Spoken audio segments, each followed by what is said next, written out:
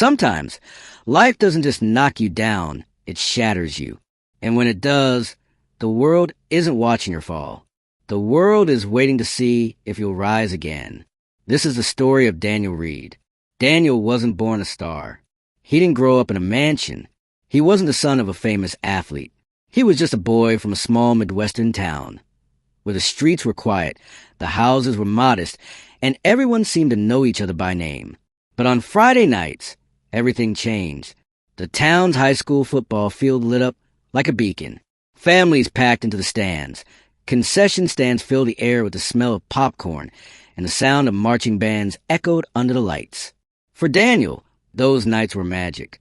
He'd sit with his father in the stands, wide-eyed, clutching a battered old football his dad had found at a garage sale. The ball was scuffed, laces frayed, leather worn thin. But to Daniel, it was priceless. He would take it everywhere.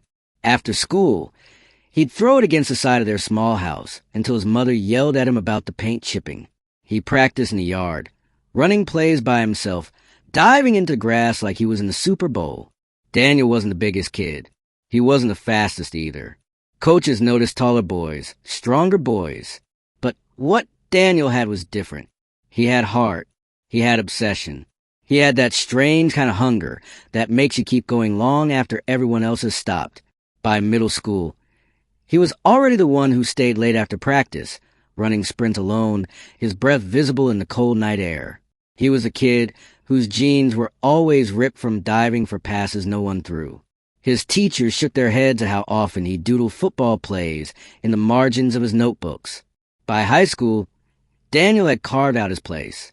He wasn't a star right away, but people noticed how he worked. When others packed up after practice, he stayed. Rain or shine, hot or freezing, Daniel was still there. Coaches started using him as an example. His teammates saw his fire and couldn't help but respect it. Slowly, he climbed first string, captain, local hero. His town began to whisper, maybe this kid has something. Maybe he could go further than anyone else from here. College scouts showed up. Daniel still wasn't the biggest guy on the field, but he had grit. He had an arm that could thread passes through impossible windows, and a mind sharp enough to read defenses in real time. A scholarship offer came, and then another. The day he signed his letter of intent, his whole town celebrated. Teachers hugged him. Neighbors shook his hand. His parents cried. Daniel Reed, the kid with the garage sale football, was going to play college ball. College was a new world. The stadiums were bigger, the crowds louder, the players stronger. For a while, Daniel was just trying to keep up. But he did what he always did. He outworked everyone. Early mornings, late nights, extra film sessions, endless drills. By his junior year, he wasn't just surviving. He was leading. Reporters wrote about him. Analysts said he had intangibles that couldn't be measured. His team went on a run. Big games, big moments. Daniel thrived under the lights. Then came the NFL scouts. Quiet men in jackets with clipboards, watching every throw, every decision. And slowly, the whispers grew. This kid could make it. Draft day came. His family crammed into their small living room, eyes glued to the screen. Hours passed. Names were called. Daniel waited and waited. Finally, in the later rounds, the words flashed. Daniel Reed. The room exploded. Tears, laughter, disbelief. Against the odds, he was going to the NFL. The day Daniel walked into his first NFL stadium, helmet in hand, he paused. The stands seemed to stretch into the sky. He thought of the boy in the yard with the worn-out football, the teenager running drills alone in the rain, the small-town kid everyone doubted. And now here he was. He wasn't a star right away. He worked his way up. Backup roles, practice squads, brief moments on the field. But every chance he got, he showed heart. Coaches noticed. Teammates rallied around him. Fans began to love the scrappy kid who never quit. Then came the moment that changed everything. It was late November.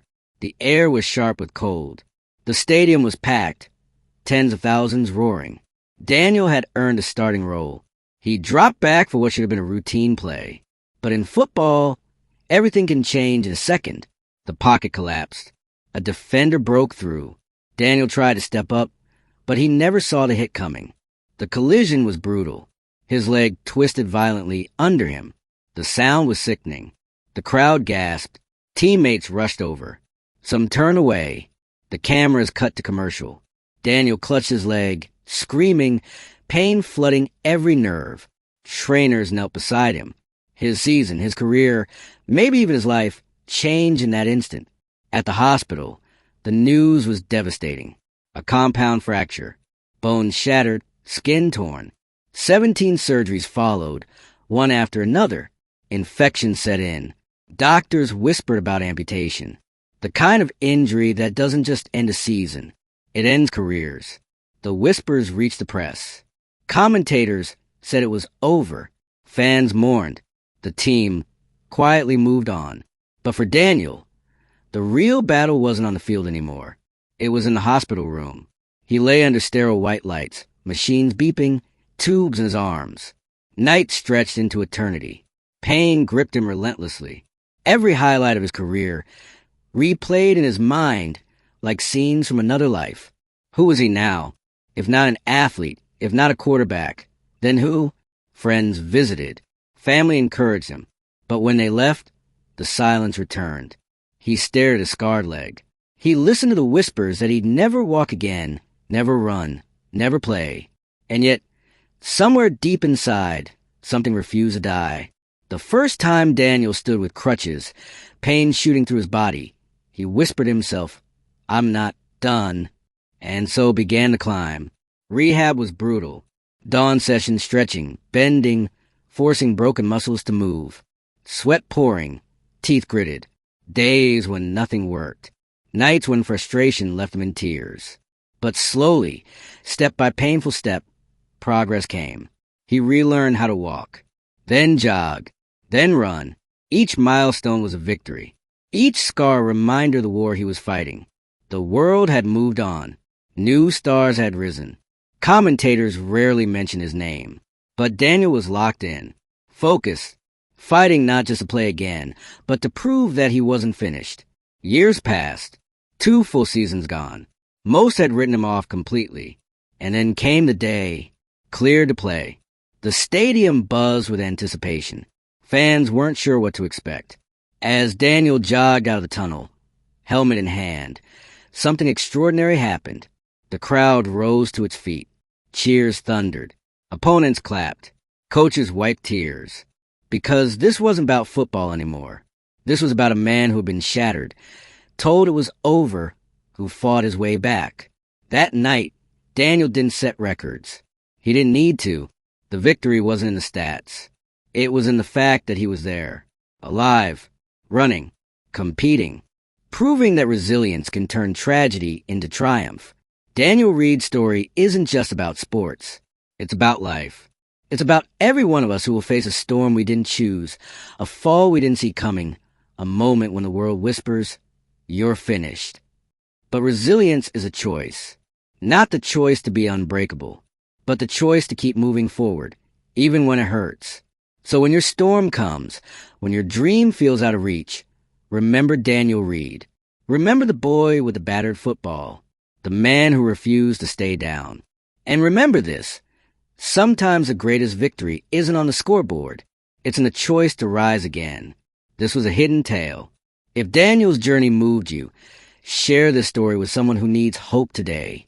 And tell us in the comments, what's the hardest setback you faced, and how did you rise again? Your story might be the spark that helps someone else keep going.